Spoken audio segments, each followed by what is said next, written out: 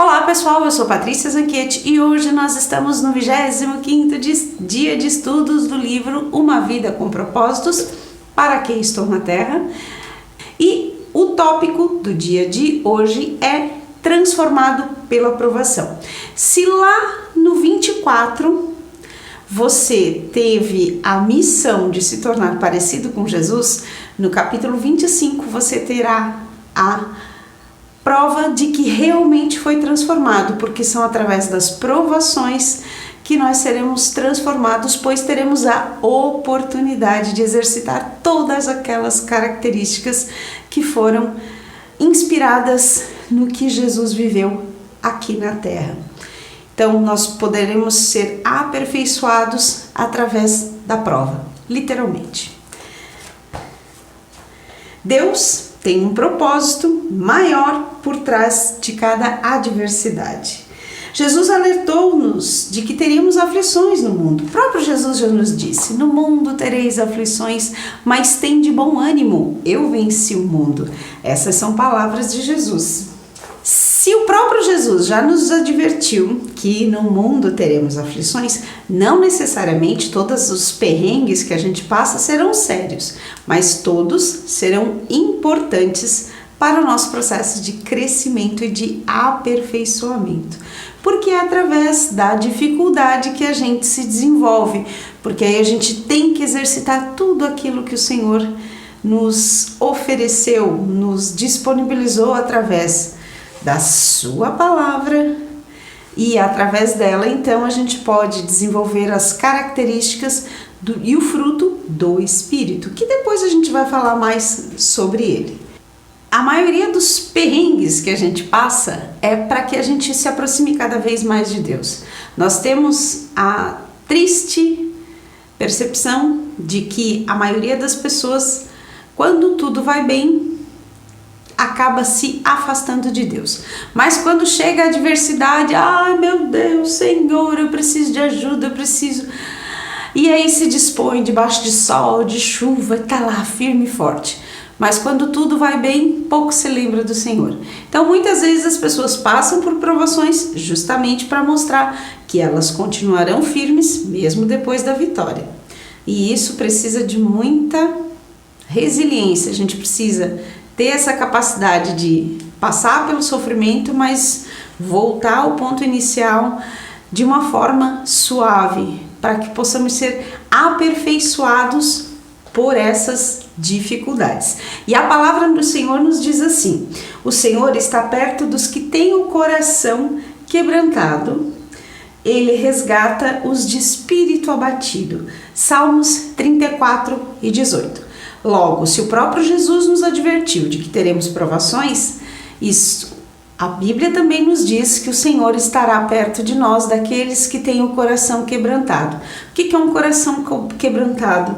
É aquela tristeza, aquela amargura, aquela consciência de que não somos nada, de que somos fracos, falhos, pecadores, mas com Deus temos oportunidades de nos transformarmos, pois a própria palavra nos diz: tudo posso naquele que me fortalece. Então, se nós buscarmos o nosso refúgio aqui, certamente o encontraremos. É durante os períodos de sofrimento que normalmente a gente costuma fazer as orações mais sinceras, e às vezes a gente não precisa nem orar, porque o Senhor sabe o estado do nosso coração, tudo aquilo que a gente está passando, e muitas vezes uma lágrima é muito mais verdadeira do que 2 horas de oração, que às vezes a gente acaba se perdendo o foco, enquanto que um coração sincero, quebrantado, triste, abatido, pode transmitir muito mais transparência. Às vezes a gente não precisa nem falar, o próprio Espírito Santo intercede por nós com gemidos inexprimíveis.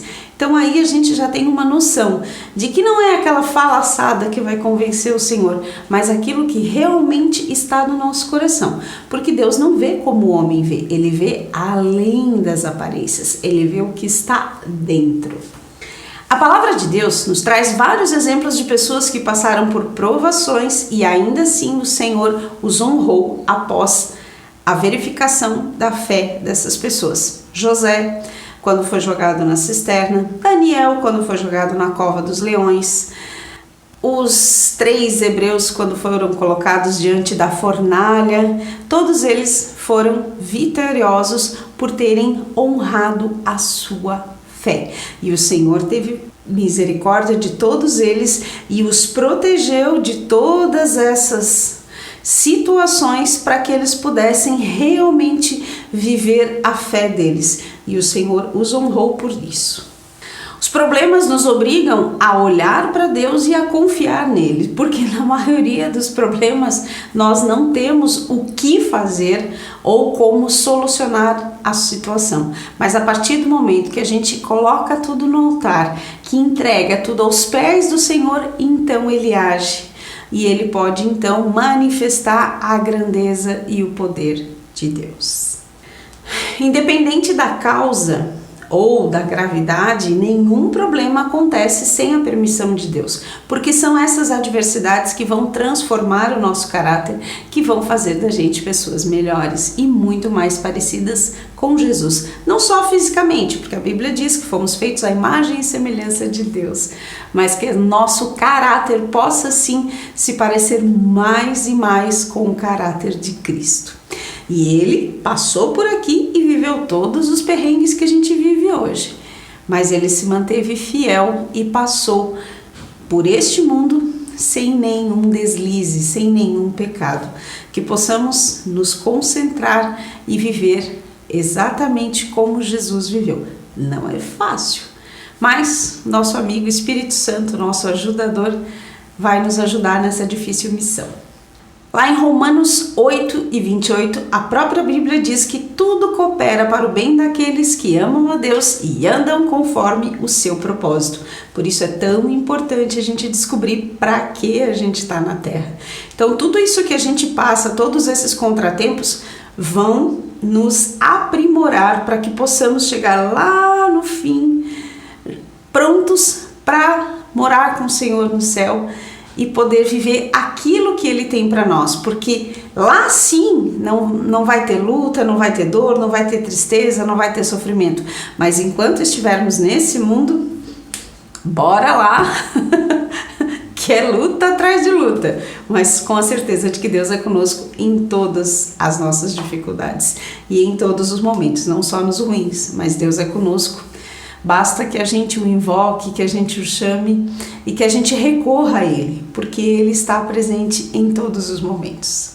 Fazendo uma análise do que consta lá em Romanos 8:28, e aí sabemos, ou enfim, as palavras, elas vão estar de acordo com a versão da sua Bíblia, mas em suma, querem dizer a mesma coisa. Então talvez uma palavra ou outra não seja igual à versão que você tem, mas o que consta aqui no livro é: sabemos que Deus age em todas as coisas para bem daqueles que o amam e que foram chamados de acordo com o seu propósito. Isso é o que diz em Romanos 8:28. Mas para que a gente possa entender a magnitude desse versículo, vamos estudá-lo por pedacinhos. Sabemos, nossa esperança em tempos difíceis não é fundamentada em pensamentos positivos, em anseios ou num otimismo natural.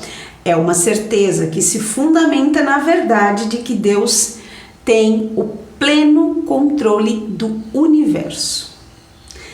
Essa é uma afirmação muito importante. Se nós sabemos, é porque nós temos a convicção de que o Senhor realmente está no controle.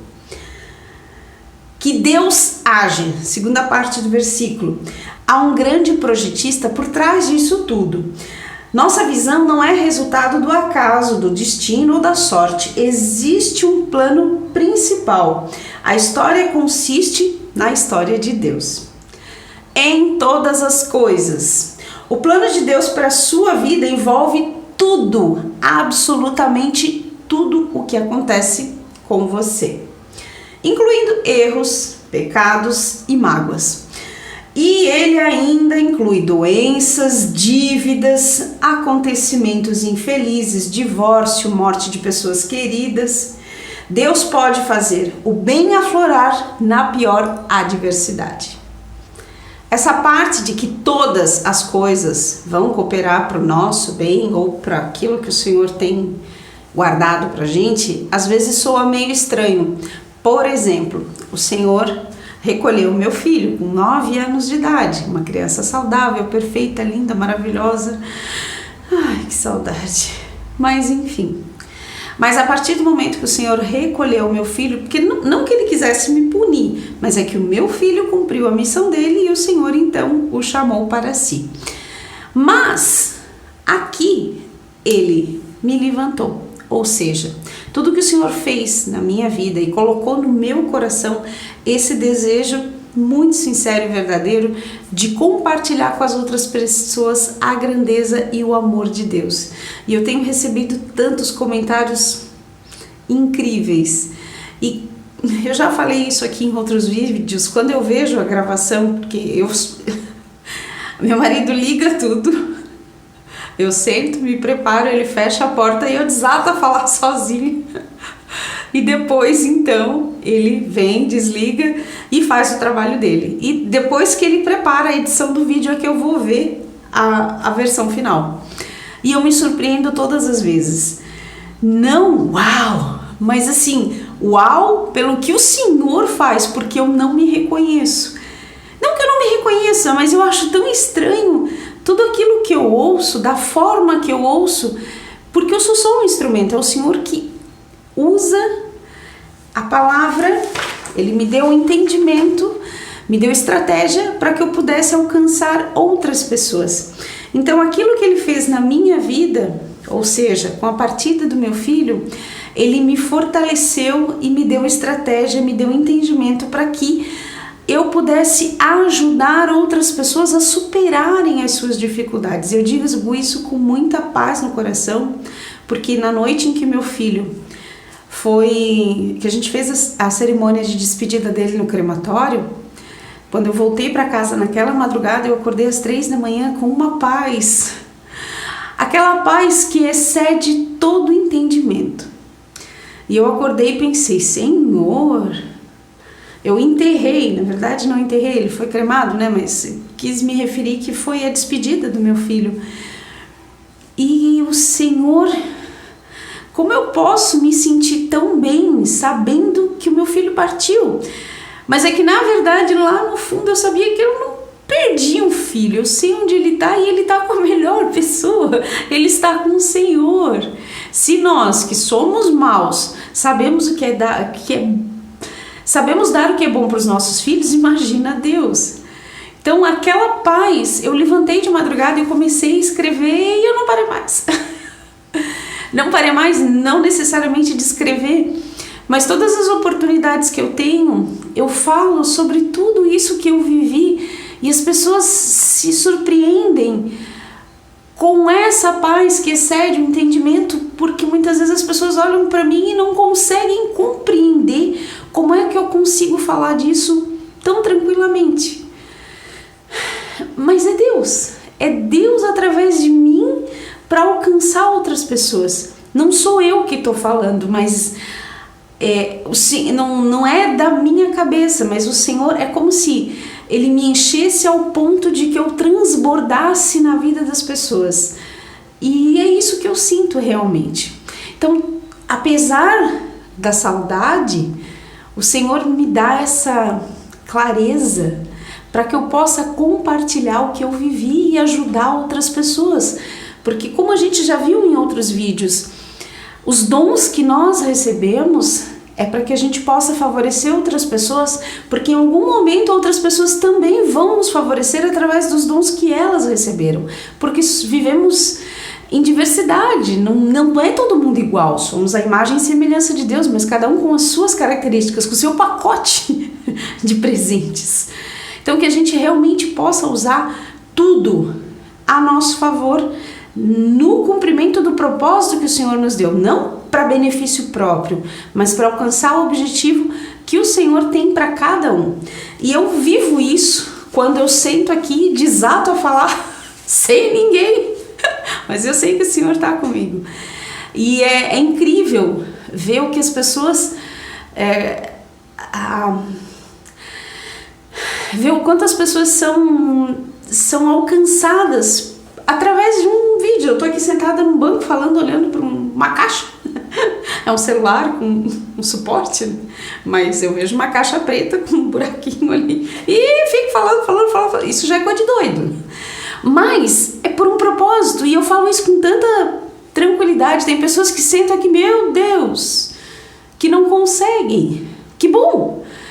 Tem tanta coisa que eu não consigo fazer, por exemplo, a edição, mas o meu esposo faz isso com maestria.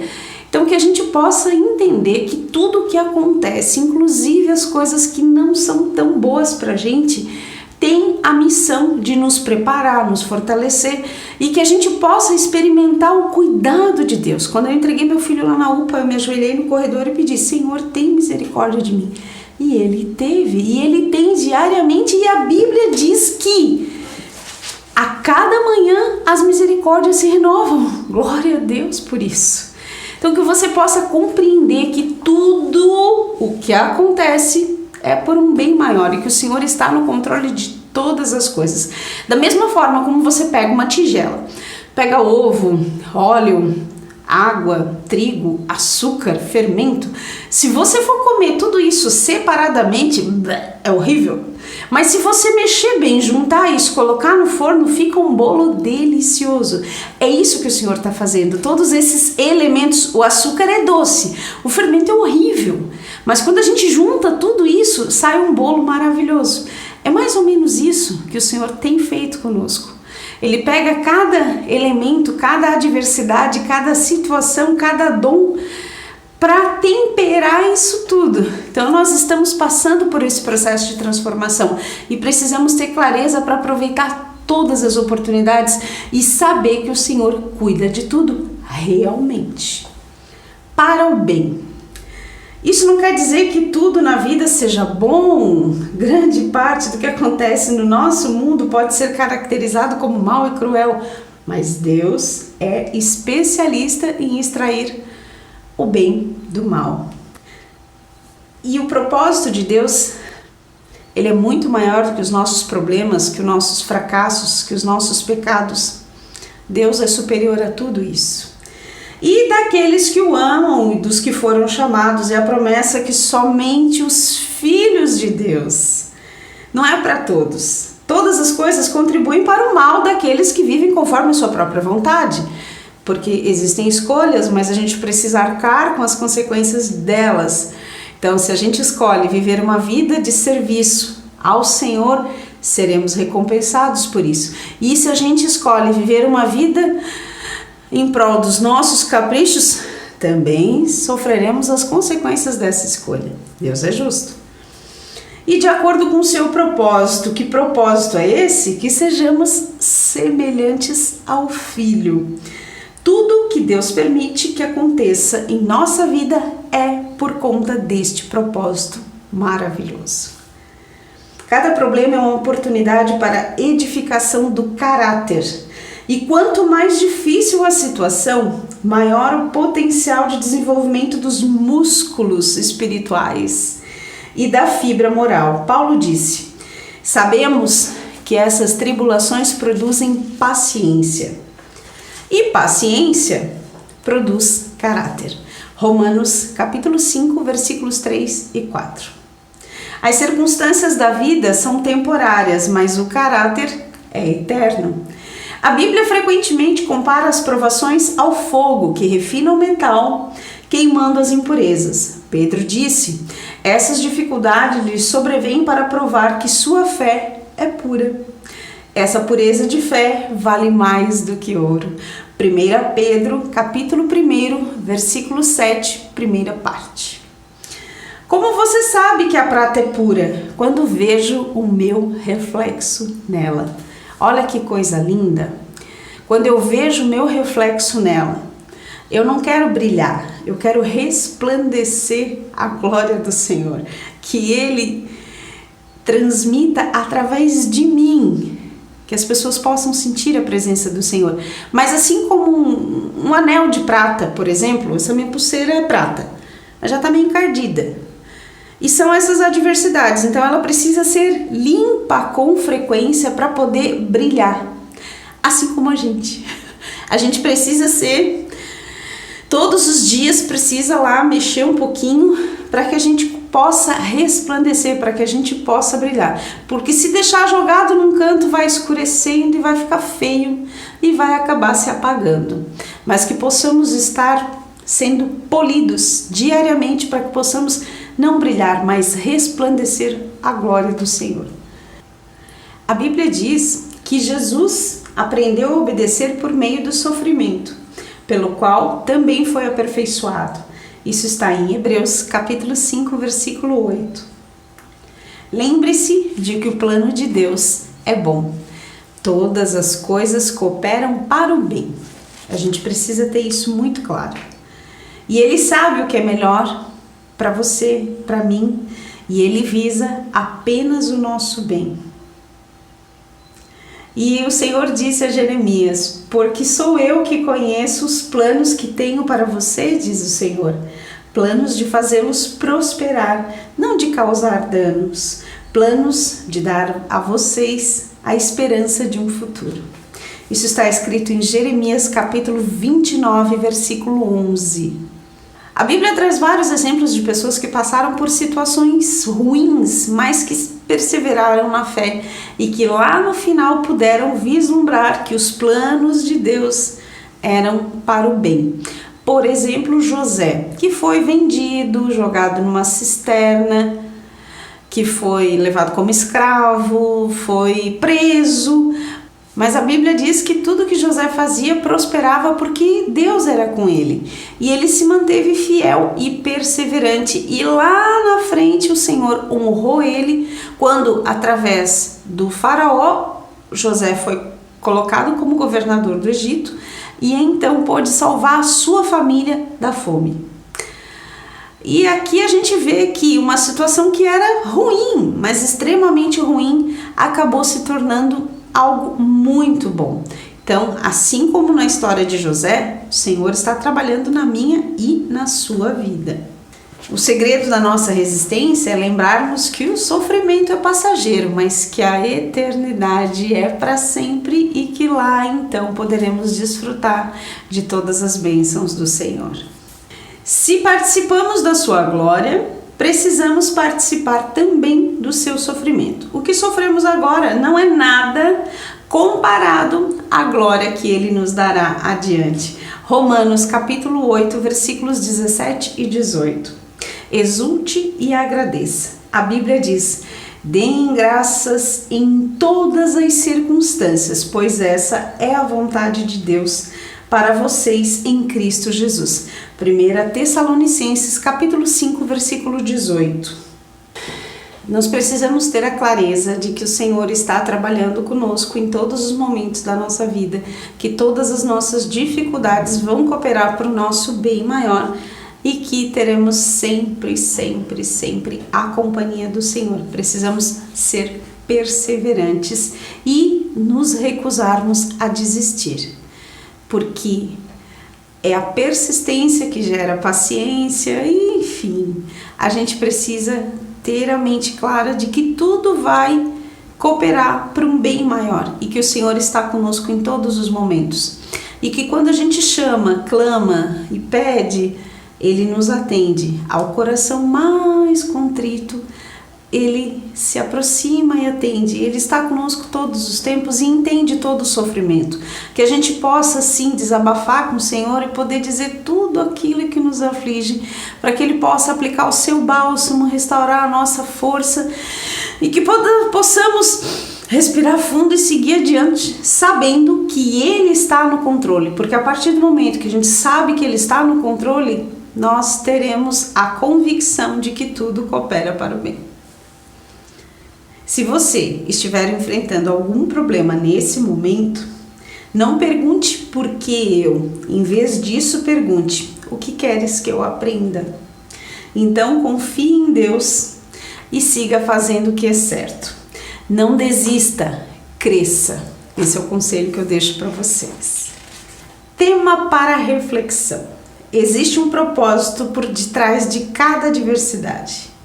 Versículo para memorizar. Sabemos que Deus age em todas as coisas para o bem daqueles que o amam, dos que foram chamados de acordo com o seu propósito. Romanos, capítulo 8, versículo 28.